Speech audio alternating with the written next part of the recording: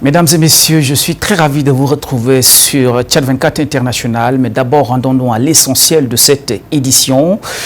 Le 2 juin 2025 marque le coup d'envoi des épreuves écrites du baccalauréat au Tchad avec le lycée technique commercial de N'Djamena comme point de départ officiel de cet examen. Cette année, plus de 104 000 candidats, toutes séries confondues, affrontent cette étape pour leur avenir académique et professionnel. Et puis, les premières pluies de la saison se sont abattues sur N'Djamena, rendant certaines rues difficiles d'accès, tandis que les responsables d'arrondissement déploient des démarches pour faire face aux défis liés aux inondations. Cet événement suscite de mauvais souvenirs dans ce journal. Voilà pour les titres et bienvenue si vous nous rejoignez. Les épreuves écrites du baccalauréat de la session de juin 2025 ont commencé ce lundi 2 juin à travers tout le territoire tchadien. À N'Djamena, c'est le lycée technique commercial qui a été choisi pour lancer officiellement l'examen. Au total, 104 440 candidats, toutes séries confondues, participent à cet examen national. Alaïssem, Moïse et Abakar. Le ministre de l'Enseignement supérieur, Dr Tom Erdjemin, ainsi que le ministre de l'Éducation nationale, Aboubakar Assidik Thioroma, ont pris la parole pour adresser leur encouragement aux candidats. S'adressant aux candidats, le ministre de l'Enseignement supérieur, Dr Tom Erdjemin, a insisté sur l'importance de la concentration et du sérieux dans la restitution des connaissances acquises tout le long de l'année scolaire. On souhaite seulement bonne chance aux enfants. Et on espère que le déroulement sera correct, sera bon, va se dérouler dans le temps et sans aucune incidence. Sans aucun incident, ni ici à N'Djamena, ni dans la province. Donc, ça, c'est notre souhait. Et donc, les corrections auront lieu, le résultat sera déclaré d'ici la fin de ces mois. Et on espère qu'on aura de bonnes mentions et de bons résultats, un score bien mérité, etc. Donc, du sérieux dans la restitution des connaissances acquises tout le long de l'année scolaire. C'est la recommandation du ministre en charge de l'Éducation nationale, Aboubakar Assidik Thioroma. Après une année calme, particulièrement calme, donc je remercie les enseignants, les syndicats, les parents et nous souhaitons bonne chance. Comme l'a dit le ministre d'État, bonne chance aux élèves. On n'a pas eu le temps. Vu la situation de pluie, on n'a pas eu le temps de nous adresser aux enfants dans les salles. Et donc, nous souhaitons bonne chance.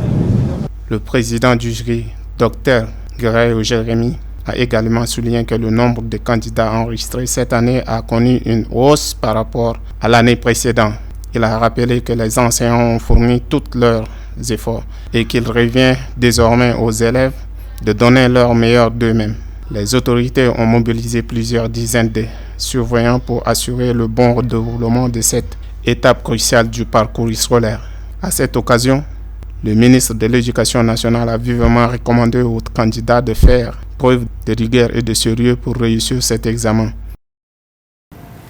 Dans le même sens, à Bangor, chef-lieu de la province du Mayo-Kébi-Est, 3264 candidats se présentent dans le département de Mayo-Bonnet, tandis que 8715 candidats sont repartis dans 12 centres à l'échelle de la province. Nos correspondants Youssouf Aliki, Araka et Abakar Djimé. Les épreuves écrites du baccalauréat de l'enseignement secondaire session de juin 2025 ont officiellement démarré ce lundi 2 juin dans toutes les provinces du Tchad. Dans la province du Mayo-Kébi-Est, le coup d'envoi a été donné au centre d'examen numéro 1 du lycée Jacques Moudene de Bangor par le délégué général du gouvernement Abdul Karim Saïd Bosch. Cette année, la province enregistre un total de 8715 candidats répartis dans 12 centres d'examen, dont 3264 candidats rien que pour la ville de Bangor, répartis dans 2 centres. Au moment du lancement officiel, le délégué provincial de l'éducation nationale et de la promotion civique, Alphonse Sassou Samuel, a pris la parole pour encourager les candidats. Aujourd'hui, vous allez composer le bac, baccalauréat de l'enseignement second degré. Et ce ne sont rien autre que des devoirs de classe. Donc vous allez aborder ces épreuves avec beaucoup de concentration et de confiance et c'est tout. Donc nous vous demandons de suivre avec beaucoup d'attention. Quant au délégué général du gouvernement Abdul Karim Saïd Bosch, il a saisi l'occasion pour adresser quelques mots de conseil aux candidats. Il les a invités à aborder les épreuves avec calme, concentration et sérénité, soulignant que ces qualités sont essentielles pour une réussite certaine. Aujourd'hui, c'est le jour J, le jour fatidique, tant attendu, pour affronter les épreuves pour éventuellement obtenir votre baccalauréat session 2024-2025. Donc c'est le premier jour aujourd'hui et vous êtes tous en classe, sereins, calmes pour attendre les toutes premières épreuves. Alors je voudrais juste vous inviter à maintenir toujours cette attitude-là, attitude de calme, de sérénité.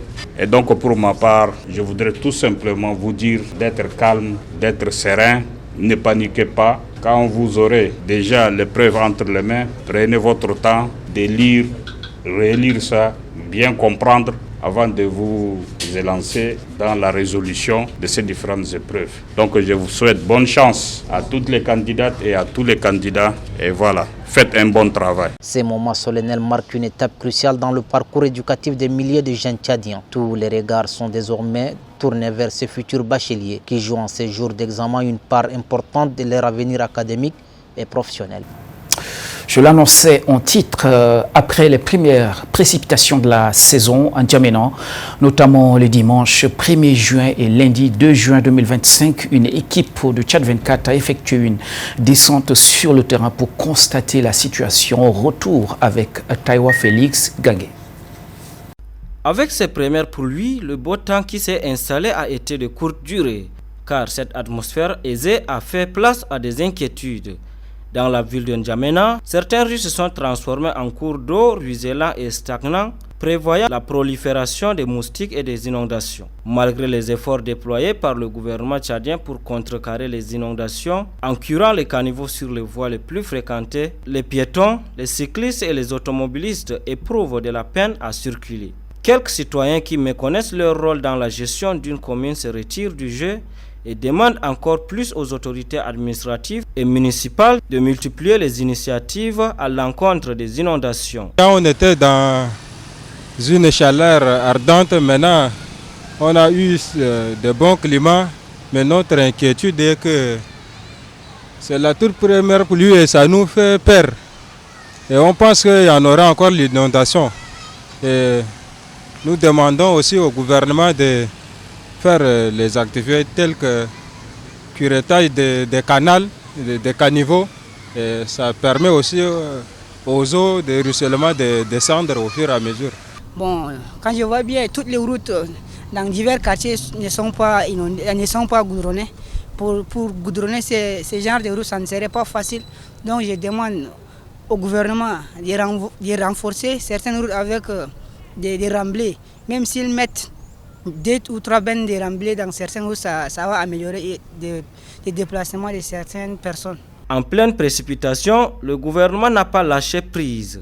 Dans le 3e arrondissement, les agents chargés du curage des caniveaux ont bravé des brises frileuses pour enlever les ordures bouchant les canalisations des eaux. Ernesto Suabe, conducteur des travaux, a instruit la population à épargner les caniveaux des ordures. On tire attention à la population, partout ça nous concerne. Si on cure comme ça, il faudrait que voilà, l'eau passe et puis voilà c'est ça. Mais chaque fois que des fois on remarque qu'il y a beaucoup de gens qui n'ont même pas là où il y a des potoirs, les saletés autres, ils mettent tout dans le caniveau, c'est pas bien.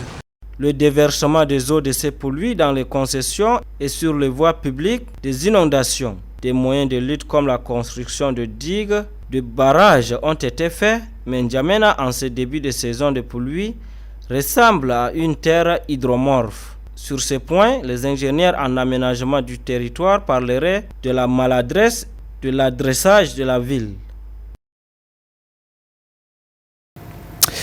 En santé maintenant, l'Association pour la santé et le bien-être au Tchad, ASBET, entendez, a officiellement inauguré le début de ses activités sociales. La cérémonie de lancement s'est tenue le 1er juin en présence des membres de l'association ainsi que des professionnels de la santé. C'est par une conférence débat sur le thème phytothérapie et automédication au Tchad entre tradition et danger pour la santé publique que l'Association pour la santé et le bien-être au Tchad, ASBET, a démarré ses activités. Dans leur intervention, les conférenciers et les professionnels de santé ont exposé les causes et les conséquences de l'automédication au Tchad pour ensuite proposer des pistes de solutions. Le président de l'ASBET, Dr Ismaël Brahim Daoud, a souligné l'urgence de renforcer la prévention et l'éducation sanitaire au Tchad. Que nous vous recevons aujourd'hui pour inaugurer ensemble une initiative qui, nous l'espérons, marquera un tournant dans notre manière collective de penser et d'agir pour la santé publique dans notre pays. Notre présence ici n'est pas anodine. Elle est le fruit d'une réflexion mûrie, d'une volonté partagée et d'un engagement commun. Nous nous réunissons non seulement pour lancer une association, mais pour affirmer notre détermination à prendre part activement aux efforts de prévention, de sensibilisation et de promotion de la santé au Tchad. Fondée par un groupe de jeunes professionnels tchadiens issus des domaines médical, social et éducatif, l'Association pour la santé et le bien-être au Tchad, ASBET, se donne pour mission de promouvoir l'accès équitable aux soins de santé, de sensibiliser les populations aux questions de santé publique et d'œuvrer pour l'amélioration du bien-être physique et mental des communautés, notamment en milieu rural et urbain. Ça se passe maintenant hors de nos frontières avec Joël Goudjamana pour l'actu international. Guerre Israël-Hamas, la situation à Gaza est intolérable selon Stammer. La Palestine lutte pour obtenir des dons de nourriture dans une cuisine communautaire à Khan Younis le lundi 2 juin. Selon les informations de Africa News, le Premier ministre britannique a déclaré lundi que la situation à Gaza est intolérable et appelle à cesser le feu, alors qu'au moins 14 personnes ont été tuées le même jour à Jabalia dans un bombardement israélien. Signe que la désescalade n'est pas toujours à l'ordre du jour dans l'enclave palestinienne. Dimanche déjà, au moins 31 personnes ont été tuées et plus de 170 ont été blessées alors que des populations se rendraient vers un point de distribution d'aide alimentaire, victimes des tirs de l'arme israélienne selon les témoins. La situation est intolérable à Gaza et s'aggrave de jour en jour. C'est pourquoi nous travaillons avec nos alliés. Pour être clair, en disant que c'est intolérable, il faut être absolument clair sur le fait qu'il doit y avoir un cessez-le-feu, a déclaré le ministre. Guerre Russie-Ukraine, une seconde tentative de pourparlers pour un cessez-le-feu. Les délégations russes et ukrainiennes se sont retrouvées ce jour en Turquie pour parler de la paix au lendemain d'une vaste offensive de Kiev contre l'aviation russe. La commission ukrainienne a été représentée par le ministre de la Défense Rustem Umerov et les envoyés russes menés par Vladimir Medinsky, collaborateur du dirigeant russe Vladimir Poutine. La Russie, quant à elle, a annoncé qu'elle représenterait un mémorandum de ses conditions pour un accord de paix. Au Sahara occidental, le Royaume-Uni reconnaît la souveraineté du Maroc. Selon le ministre britannique des Affaires étrangères, David Lammy, a déclaré dimanche que le Royaume-Uni considérait la proposition d'autonomie du Maroc comme la base la plus réaliste pour résoudre le conflit sur ce territoire dont l'indépendance est réclamée par le Front Polisario. Une position rejointe par la France, l'Allemagne et l'Espagne ou encore les États-Unis. Rappelons que depuis longtemps, un conflit opposait le Maroc et Front libéral de Rio de Oro, soutenu par l'Algérie, dans le désert au sud du royaume chérifien. En Centrafrique, un meeting de l'opposition empêché par des jeunes à Bangui. Prévu samedi sur le terrain de Lucatex, le meeting a été annulé à la dernière minute. Ils ont été empêchés de rejoindre le lieu de la manifestation où se tenait un match de football programmé selon certains de longue date. Cependant, le bloc républicain pour la défense de la Constitution balaie cet argument du revers de la main et désigne le parti au pouvoir comme seul responsable de cette violence. Des violences qui ont fait 2 victimes, précisent nos confrères d'Africa News. En France, la statue de Macron volée chez Grivine, puis déposée devant l'ambassade de Russie. Elle a été dérobée au musée Grivine lundi par des militants de Greenpeace qui l'ont ensuite déposée devant l'ambassade de Russie en signe de protestation contre les liens économiques de la France avec la Russie. Selon une source policière, 2 femmes et un homme sont entrés lundi matin dans le musée parisien situé dans le 9e arrondissement. Après s'être changés, se faisant passer pour des artisans ou des employés de l'établissement, ils ont réussi à dérober la statue d'une valeur de 40 000 € en la dissimulant sous une couverture et en sortant par une issue de secours. Merci à Mohamed Brahim pour ces précisions. C'est aussi la fin de cette édition. Merci de l'avoir suivi. Je vous retrouve demain, Inch'Allah.